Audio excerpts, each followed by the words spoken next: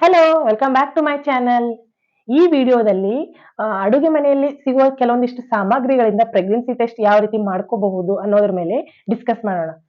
Friends, ಇವಾಗೆಲ್ಲ technology ಎಷ್ಟೊಂದು ಮುಂದುವರೆದಿದೆ ಅಂತಂದ್ರೆ ನಮ್ಗೆಲ್ಲ ರೆಡಿಮೇಡ್ ಆಗಿ ಸಿಗುತ್ತೆ. ಎಷ್ಟೊಂದು ಅಪ್ಡೇಟ್ ಆಗಿದೆ. ಮೆಡಿಕಲ್ ಫೀಲ್ಡ್ ಆಯ್ತು, ಹಾಸ್ಪಿಟಲ್ ಫೀಲ್ಡ್ ಆಯ್ತು, ತುಂಬಾ ಅಪ್ಡೇಟ್ ಆಗಿದ್ದಾವೆ. ನಮ್ ಅಮ್ಮಂದಿರ ಅಜ್ಜಿಯಂದಿರ ಕಾಲದಲ್ಲೆಲ್ಲ ಇಷ್ಟೊಂದು ಫೆಸಿಲಿಟಿ ಇರ್ತಿದ್ದಿಲ್ಲ. ಅವ್ರಿಗೆ ಮನೆಯಿಂದ ಹೊರಗಡೆ ಹೋಗಕ್ ಆಗ್ತಿದ್ದಿಲ್ಲ. ಮತ್ತೆ ನಾರ್ಮಲ್ ಆಗಿ ಕೆಲವೊಂದಿಷ್ಟು ತುಂಬಾ ಅಪ್ಡೇಟ್ ಆದ್ರೂ ಕೂಡ ನಾರ್ಮಲ್ ಸಿಟಿಗಳಲ್ಲೆಲ್ಲ ಸಿಗ್ತಿದ್ದಿಲ್ಲ.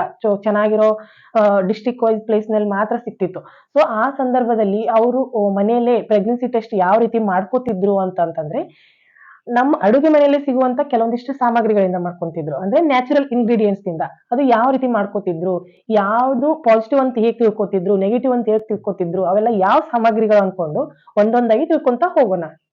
ಫಸ್ಟ್ ಟೆಸ್ಟ್ ಬಂದ್ಬಿಟ್ಟು ಶುಗರ್ ಟೆಸ್ಟ್. ಎಸ್, ನಾವ್ ಒಂದ್ ಬೌಲ್ ನಲ್ಲಿ ಶುಗರ್ ತಗೊಂಡು ಅದ್ರ ಮೇಲೆ ನಿಮ್ ಯೂರಿನ್ ಹಾಕಿ. ಅಂದ್ರೆ ಅದು ಒಂದ್ 4-5 ಡ್ರಾಪ್ಸ್ ಅಷ್ಟಾದ್ರೂ ಅಥವಾ ಒಂದ್ 2 ಸ್ಪೂನ್ ಅಷ್ಟಾದ್ರೂ ಯೂರಿನ್ ಹಾಕಿ. ಆ ಯೂರಿನ್ ನಿಂದ ಸಕ್ಕರೆ ಏನಾದ್ರೂ ಲಂಪ್ಸ್ ಅಂದ್ರೆ ಗಂಟು ಗಂಟಾಯ್ತು, ಉಂಡೆ ಉಂಡೆ ಟೈಪ್ ಆಯ್ತು ಅಂತಂದ್ರೆ ಪಾಸಿಟಿವ್ ಅಂತ ಅರ್ಥ. ಇಫ್ ಏನಾದ್ರೂ ಡಿಸಾಲ್ವ್ ಆಯ್ತು, ಆ ಯೂರಿನ್ ನಿಂದ ಸಕ್ಕರೆ ಕರಿತು ಅಂತಂದ್ರೆ ನೆಗೆಟಿವ್ ಅಂತ ಅರ್ಥ. ಸೆಕೆಂಡ್ ಟೆಸ್ಟ್ ಬಂದ್ಬಿಟ್ಟು ಟೂತ್ ಪೇಸ್ಟ್ ಟೆಸ್ಟ್. ಎಸ್, ನೀವು ಯೂಸ್ ಮಾಡೋಂತ ಟೂತ್ ಪೇಸ್ಟ್ ನಾರ್ಮಲ್ ಆಗಿರ್ಬೇಕಂದ್ರೆ ಕಲರ್ ಆಗಿರಬಾರ್ದು, ಮತ್ತೆ ಜೆಲ್ಲಿ ಟೈಪ್ ಇರಬಾರ್ದು. Normal white colour toothpaste ಏನಿರುತ್ತಲ್ಲ ಅದೇ. ಅದ್ರ ಮೇಲೆ ಒಂದ್ 2 ಇಲ್ಲ 3 ಡ್ರಾಪ್ ಅಷ್ಟು ನೀವು ಯೂರಿನ್ ಹಾಕಿ. ಇಫ್ ಏನಾದ್ರೂ ಅದು ಕಲರ್ ಚೇಂಜ್ ಆಯ್ತು, ಬ್ಲೂ ಕಲರ್ ಆಯ್ತು, ಅಥವಾ ಫೋಮಿ ಟೆಕ್ಸ್ಚರ್ ಅಂದ್ರೆ ಬುರು ಬುರು ಟೈಪ್ ಏನಾದ್ರೂ ಆಯ್ತು ಅಂತಂದ್ರೆ ಪಾಸಿಟಿವ್ ಅಂತ ಅರ್ಥ. ಇಫ್ ಏನೂ ರಿಯಾಕ್ಷನ್ ಆಗ್ಲಿಲ್ಲ ಅಂತಂದ್ರೆ ನೆಗೆಟಿವ್ ಅಂತ ಅರ್ಥ. ಥರ್ಡ್ ಟೆಸ್ಟ್ ಬಂದ್ಬಿಟ್ಟು ಬೇಕಿಂಗ್ ಸೋಡಾ. ಎಸ್, ನಿಮ್ ಅಡುಗೆ ಮನೆಯಲ್ಲಿ ಯೂಸ್ ಮಾಡುವಂತ ಸೋಡಾ ಏನಿರುತ್ತಲ್ಲ ಅದನ್ನ ಒಂದು ಸ್ಪೂನ್ ಮೇಲೆ ತಗೊಳ್ಳಿ. ಅದ್ರ ಮೇಲೆ ಒಂದು 2 ಇಲ್ಲ 3 ಡ್ರಾಪ್ ಅಷ್ಟು ನಿಮ್ ಯೂರಿನ್ ಹಾಕಿ. ಅದರಿಂದ ಬೇಕಿಂಗ್ ಸೋಡಾ ಏನಾದ್ರು ಫೋಮಿ ಟೆಕ್ಸ್ಚರ್ ಆಯ್ತು, ಬುರು ಬುರು ಟೈಪ್ ಆಯ್ತು ಅಂತಂದ್ರೆ ಪಾಸಿಟಿವ್ ಅಂತ ಅರ್ಥ.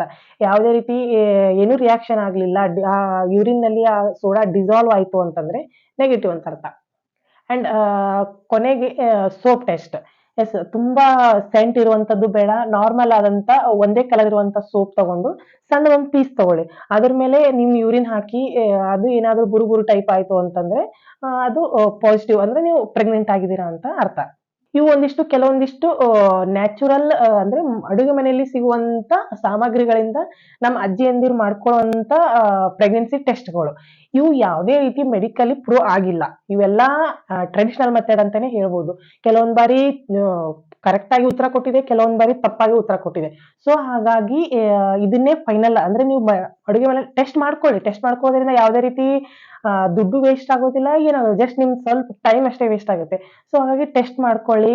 ನಿಮ್ಗೇನಾದ್ರೂ ಅಂದ್ರೆ ಯಾವ್ದು ಪಾಸಿಟಿವ್, ನೆಗೆಟಿವ್ ಅಂತ ಹೇಳಿದ್ನಲ್ಲ, ನಿಮ್ಗೇನಾದ್ರೂ ಅದರಿಂದ ಪಾಸಿಟಿವ್ ರಿಸಲ್ಟ್ ಬಂತು ಅಂತಂದ್ರೆ ಒಂದ್ಸರಿ ಪ್ರೆಗ್ನೆನ್ಸಿ ಕಿಟ್ ತರ್ಸ್ಕೊಳ್ಳಿ.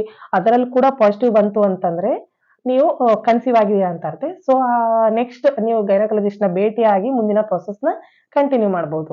ಸೊ ಇದಿಷ್ಟು ಟ್ರೆಡಿಷನಲ್ ಪ್ರೆಗ್ನೆನ್ಸಿ ಟೆಸ್ಟ್ ಬಗ್ಗೆ ಒಂದಿಷ್ಟು ಮಾಹಿತಿ. ಆದ್ರೆ ನನ್ನ ಚಾನಲ್ ಅಲ್ಲಿ ನಾನು ರೆಗ್ಯುಲರ್ ಆಗಿ ನಿಮ್ಮ ಪ್ರೆಗ್ನೆನ್ಸಿ ಕೇರ್ ಬಗ್ಗೆ ವಿಡಿಯೋಸ್ ಮಾಡ್ತಾ ಇರ್ತೇನೆ. ಅಂದ್ರೆ ಈ ಪ್ರೆಗ್ನೆನ್ಸಿ ಟೈಮ್ ಅಲ್ಲಿ ಯಾವೆಲ್ಲ ಆಹಾರಗಳು ಸೇವಿಸಬೇಕು, ಯಾವ ರೀತಿ ಎಚ್ಚರಿಕೆಯಿಂದ ಇರಬೇಕು, ಯಾವ ಆಹಾರ ಸೇವಿಸಬಾರ್ದು, ಸಿಂಪ್ಟಮ್ಸ್ ಹೇಗಿರುತ್ತೆ, ಎವ್ರಿ ಟ್ರೈಮೆಸ್ಟರ್ ಯಾವ ರೀತಿ ಮಗು ಹೊಟ್ಟೆಲ್ ಬೆಳೀತಾ ಇರುತ್ತೆ ಅನ್ನೋದ್ರ ಬಗ್ಗೆ ಅಪ್ಡೇಟ್ ಕಂಟಿನ್ಯೂ ಆಗಿ ನಾನು ವಿಡಿಯೋಸ್ ಅಪ್ಡೇಟ್ ಮಾಡ್ತಾ ಇರ್ತೇನೆ. ಈ ಮಾಹಿತಿ ನಿಮ್ಗೇನಾದ್ರೂ ಬೇಕಿತ್ತು ಅಂತಂದ್ರೆ ನನ್ನ ಚಾನಲ್ ಸಬ್ಸ್ಕ್ರೈಬ್ ಆಗಿ. ಈ ವಿಷಯ ನಿಮ್ಗೇನಾದ್ರೂ ಹೆಲ್ಪ್‌ಫುಲ್ ಅನ್ಸಿತ್ತು ಅಂತಂದ್ರೆ ಲೈಕ್ ಮಾಡಿ.